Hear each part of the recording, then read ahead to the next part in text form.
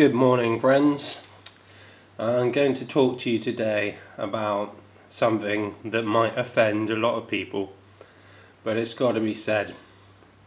Anxiety and depression are thoughts, and they are cured by thought, not by drugs. They're not some chemical imbalance in your brain like the doctors are telling you. It's a hard truth to swallow, because it means that we have to accept blame. It's not negative, this is learning, this is growing. Ultimately, this is going to cure your anxiety or depression. So I'm going to try to explain now. Thought affects the body. Thoughts lead to emotions.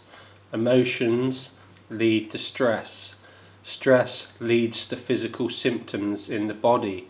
Physical symptoms in the body eventually lead to illness and disease.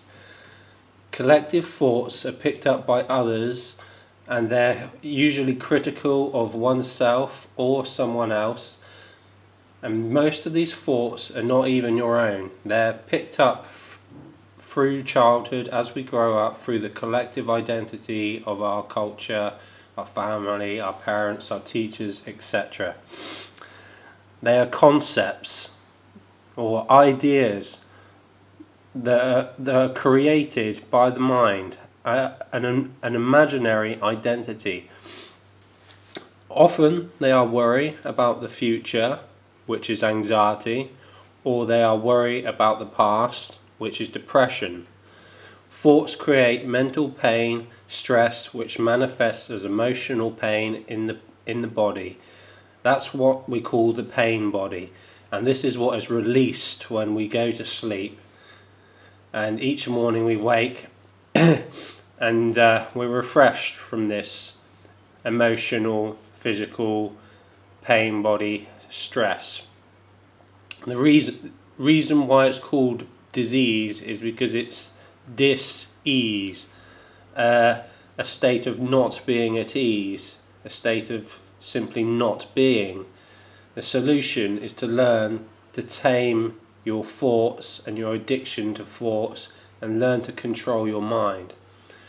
So how are we going to tame the thinking mind? People are addicted to thinking, to thought loops. This is called being loopy. Usually these are the same repetitive negative thoughts. Usually there's some kind of comparison or imaginary hierarchy. Sometimes they are egotistical thoughts, blaming others. This is also negative to yourself, as it builds a false sense of identity or ego. The mind and body learns by association, so one thought leads to another.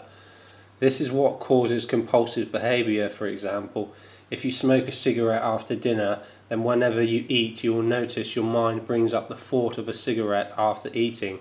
This is association, or how the mind and memory works.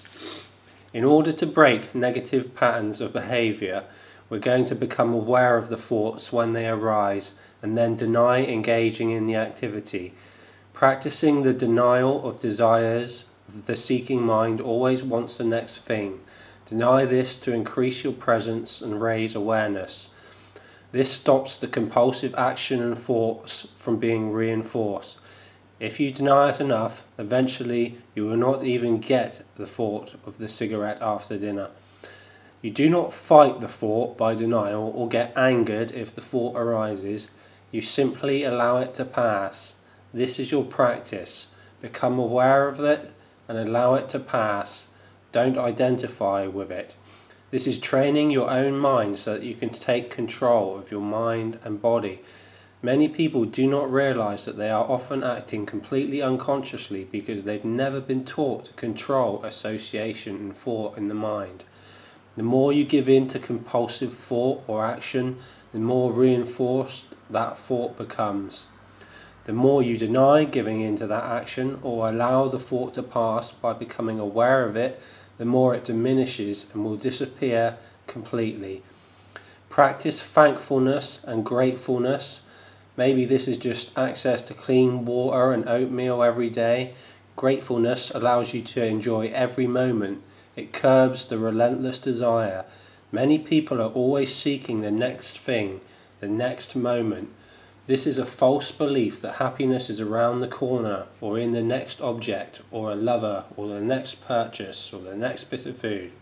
All of this is resistance to the now, resistance to the present moment.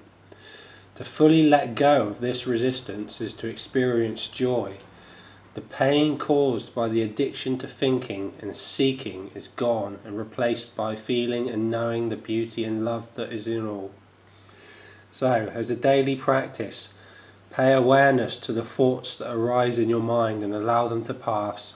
Don't follow the thought and the thought stream and allow it to take hold and become negative energy. Each time you pay attention, it gets easier and they will diminish over time. Eventually you will be completely cured of the anxiety or depression. Believe in yourself. Do not believe in the imaginary thoughts that try to come back or suck you back into the negative loops and suffering. If you are struggling because the thoughts keep coming back, then start using a chant or mantra to focus this part of the mind. This will help you learn to control this part of your mind. One chant that you can use, that I use, is no mind, no body, no life, no death. Just keep repeating that and you'll learn and realize that you can reprogram your mind from drifting back into these unconscious negative thought patterns. The more you learn to do it, the more aware you are. Eventually you'll be able to exist without thought at all, unless you need to use thought for something, without negative thought patterns that are occurring unconsciously. Some people, however, actually enjoy the negative energy and they actively seek to manifest this for themselves and others, although often they don't realize it. They don't realize that they're addicted to the emotional stress and the state that can be created via this.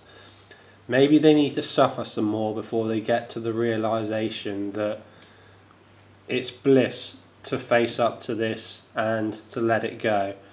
Or maybe they do not realize they are taking a dark joy in their own suffering.